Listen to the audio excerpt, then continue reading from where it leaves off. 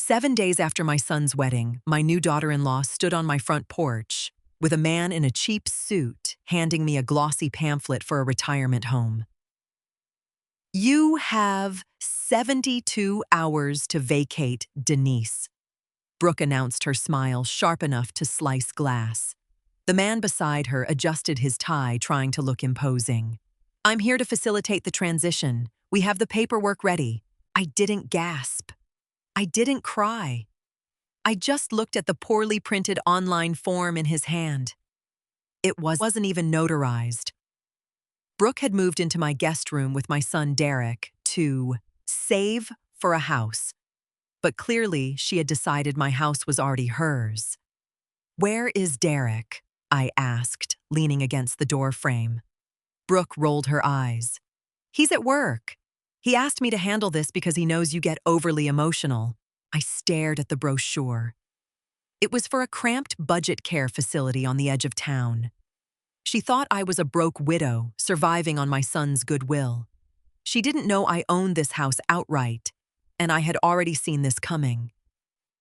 72 hours, I repeated softly. "Pack light." Brooke smirked, adjusting her expensive sunglasses. "The movers won't wait." She turned and walked back inside my house, treating me like a guest who had overstayed my welcome. I stayed on the porch for a moment, listening to her heels click across my hardwood floors. My late husband and I had built this life. Now Brooke was trying to steal it with a fake authority figure and a lot of audacity. I didn't argue. I didn't beg. I simply pulled out my phone and made a completely different kind of reservation. The trouble hadn't started on the porch. It started during the wedding reception. Derek and Brooke had a lavish ceremony, mostly paid for by her parents, who made sure everyone knew it. I sat at a back table, wearing a simple navy dress, watching my son cater to Brooke's every whim. When I offered Brooke my grandmother's pearl necklace as a welcome gift, she barely glanced at it. "It's a bit dated, Denise. But thanks." That same night, I overheard her talking to her bridesmaids near the restroom. "Derek's mom is basically penniless," Brooke had whispered. "She still lives in that old house clipping coupons. As soon as we move in, we'll renovate and ease her into a home. Derek already agreed it's best." I had frozen my hand, hovering over the door handle. Derek agreed. My son, whose college tuition I quietly paid off. I didn't confront them right then. Tears wouldn't change anything. Instead, the very next morning, I drove to my bank. I had a joint account with Derek set up years ago to help him with emergencies. It held a significant amount of my savings, a safety net he thought was his inheritance early. I withdrew every single penny that belonged to me and moved it to a private solo account. If Brooke wanted to treat me like a penniless burden, I would let her believe the illusion. But I wasn't going to fund her lifestyle while she plotted my exit. When they returned from their honeymoon and moved into my guest room, Brooke immediately began rearranging my kitchen. She threw away my favorite coffee mugs. "We need space for the espresso machine," she declared. I quietly picked my mugs out of the trash, washed them, and locked them in my bedroom. The game was on. 3 days after they moved in, the financial reality hit them. I was sitting on the patio, enjoying my morning tea, when Derek rushed out, his face pale. "Mom, the joint account. It's empty." "Did the bank make a mistake?" I took a slow sip of my tea. "No mistake, Derek. I transferred my funds to a new account." Brooke stormed out right behind him, her robe fluttering. "What do you mean?" "We were going to use that money for the kitchen remodel." "My kitchen doesn't need a remodel," I replied evenly. "But Derek said we had access to that money." Brooke snapped, her voice rising. "We have contractors coming tomorrow for an estimate." "Then you should figure out how you plan to pay them," I said, setting my cup down. "I am happy to let you stay here rent-free while you save for your own place. But my savings are mine." Derek rubbed the back of his neck, looking anywhere but at me. "Brooke, maybe we should wait on the cabinets. "We are not waiting," she hissed at him. Then she turned her glare on me. "You're living in a 4-bedroom house alone. You don't even use the space. You're just being selfish." I stood up, smoothing my gardening apron. I didn't raise my voice. I didn't defend my right to my own money. "The guest room is yours. The rest of the house remains as it is.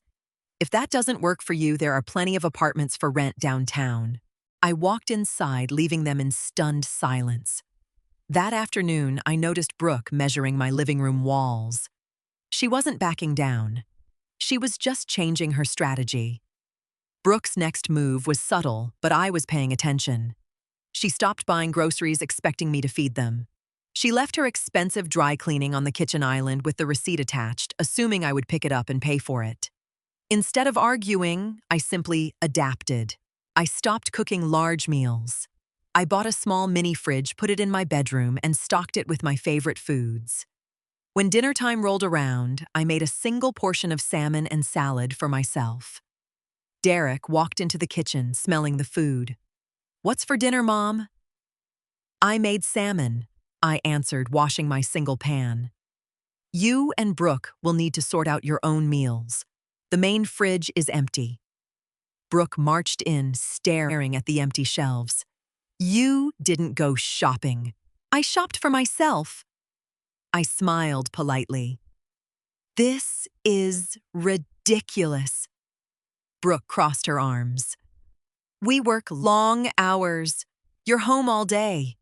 The least you could do is help out." "I am not your maid, Brooke, nor your chef." She scoffed, leaning in close.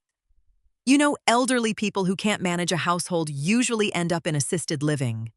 Derek and I have been talking. You're clearly slipping. You're isolating yourself, hoarding food in your room." She was trying to build a narrative, a fake story that I was losing my grip just to justify kicking me out. Derek stood by the sink, completely silent. His silence hurt more than her words. "I'm perfectly fine," I replied. But thank you for your concern." I went to my room and locked the door. I didn't cry over my son's cowardice.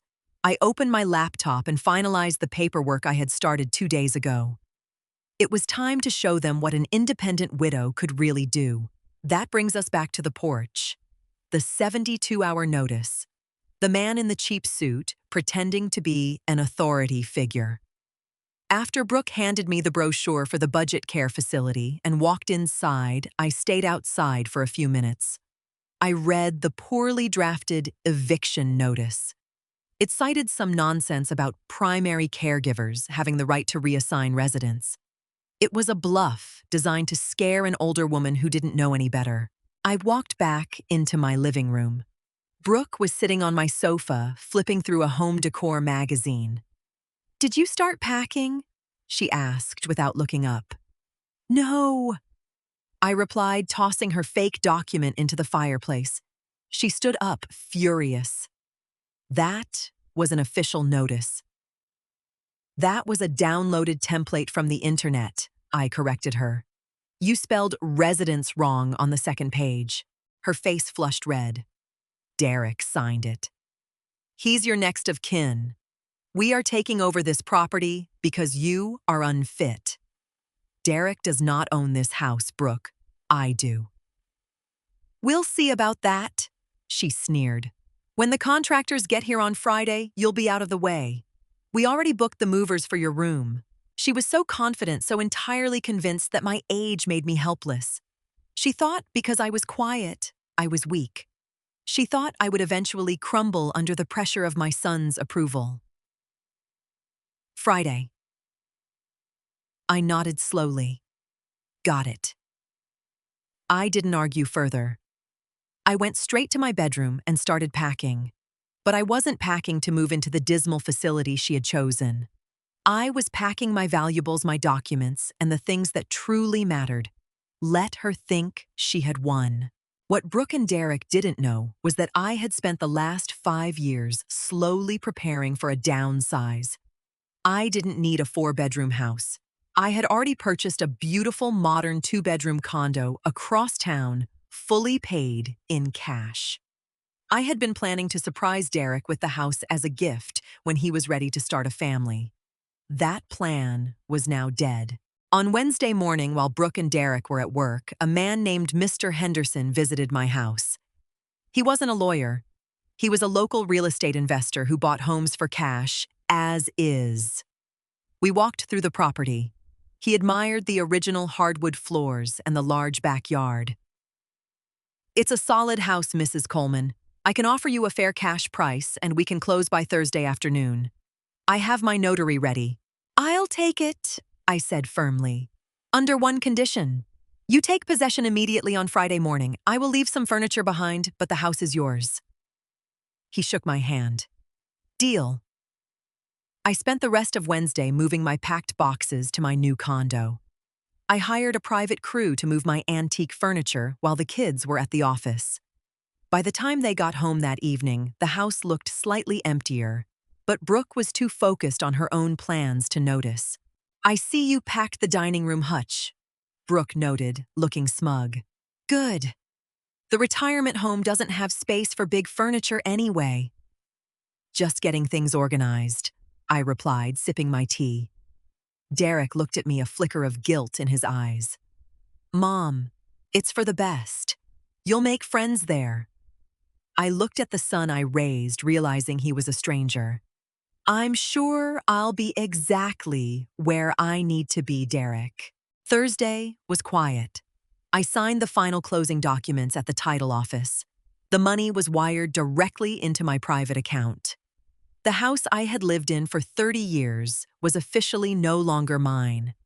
I felt a strange sense of relief. No heavy memories holding me down. No greedy daughter-in-law lurking in the hallways. That evening, Brooke was practically vibrating with excitement. She had ordered takeout just for her and Derek, of course. She sat at the kitchen island drawing up renovation plans on her tablet. "The movers will be here at 8 a.m. sharp." Brooke told me, not even looking up. "Make sure your bags are by the front door. We aren't helping you carry them." "Understood," I said. I walked over to the kitchen counter and picked up my set of house keys. I slowly removed the main house key from the ring and placed it in my pocket. "What are you doing?" Derek asked, finally looking up from his phone. "Just sorting my keys." I smiled. "I won't be needing some of these anymore." Brooke smirked. "At least you're finally accepting reality." I went to my room for the last night. I slept incredibly well. There were no tears on my pillow. When someone shows you who they are, you don't mourn them. You simply adjust your boundaries. They wanted a house. I was giving them exactly what they asked for, just not in the way they expected. At 7:30 a.m. on Friday, I walked out to my car with my final suitcase.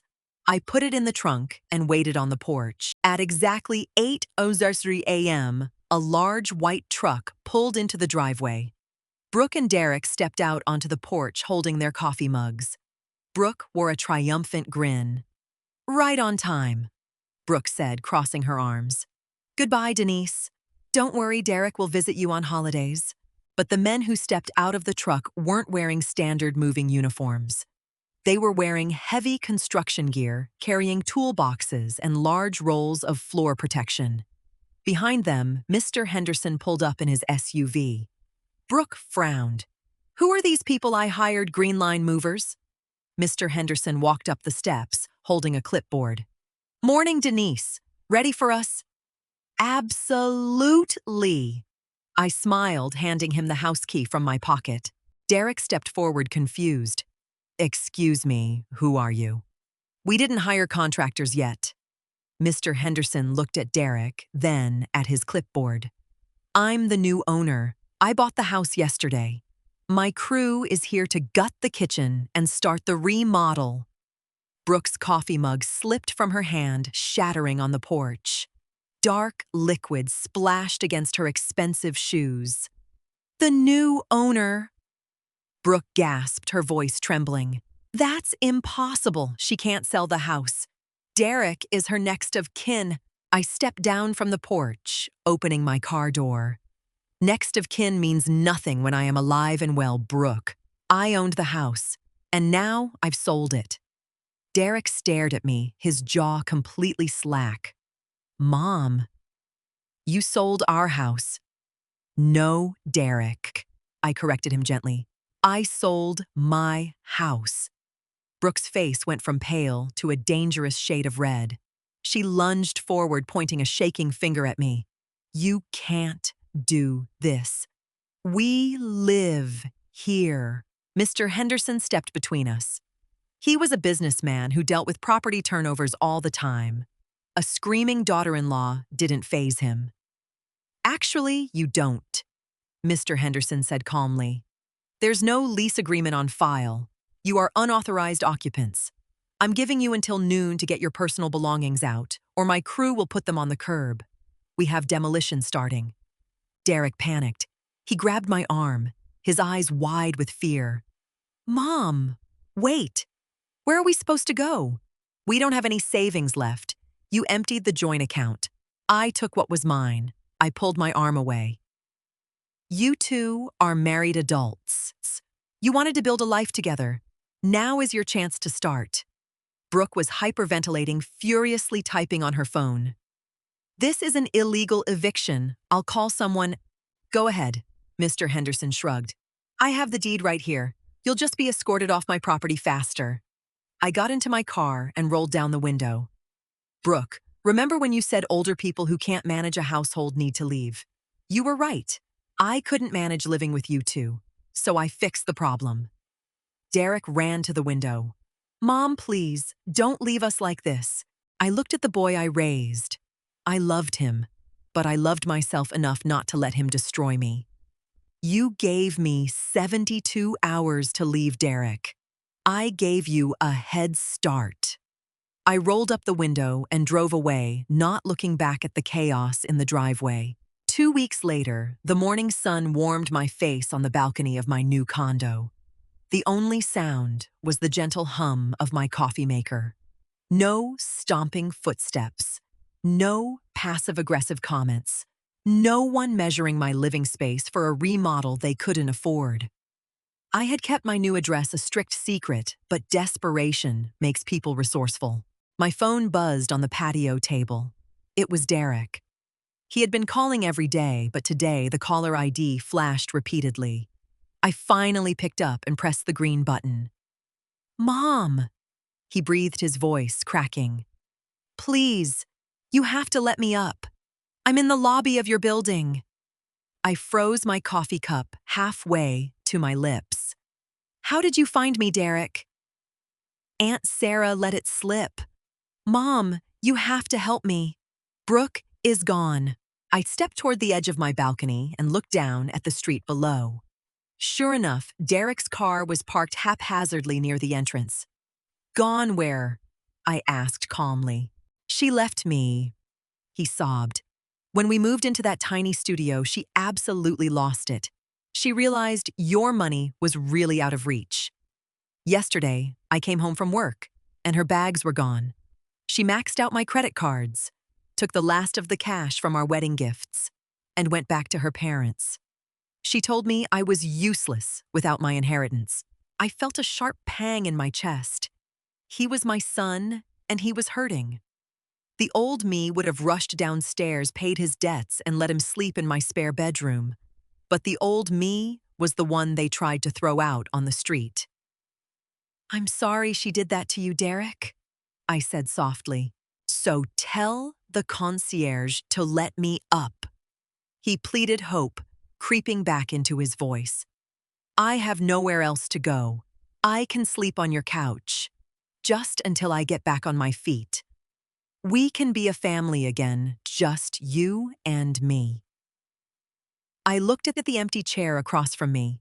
It was peaceful. I thought about the 72-hour notice. I thought about him standing in my kitchen, silently agreeing to throw me away. No, Derek. Silence hung heavy on the line.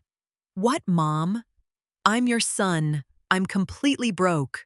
You chose a woman who only valued you for what you could extract from me. I replied, my voice remarkably steady. You stood by while she tried to put me in a budget care facility and steal the home I built with your father. You didn't protect me when I was vulnerable. Now you have to protect yourself. Mom, please. I forgive you, Derek, I said, and I truly meant it. Holding on to anger is just drinking poison. But forgiveness doesn't mean a free pass. You're a grown man. It's time to build your own life from scratch. I hung up the phone. A moment later, I called the front desk. Hi, Thomas. The young man in the lobby is not permitted upstairs. Please ask him to leave. I watched from the balcony as Derek eventually walked out of the sliding glass doors. His shoulders slumped and drove away. It broke my heart a little, but it saved my peace. I walked back inside my beautiful, quiet living room. I wasn't a victim. I wasn't a broken widow. I was a woman who finally realized her own worth, and this time my door was locked for good. What would you have done if you were in my shoes? Would you have let Derek come upstairs or kept the door closed? Let me know your thoughts in the comments below. If you enjoyed this story about setting boundaries and taking back control, please hit that like button. Subscribe to the channel and share this video with someone who might need a reminder of their own worth. Thanks for watching, and I'll see you in the next story.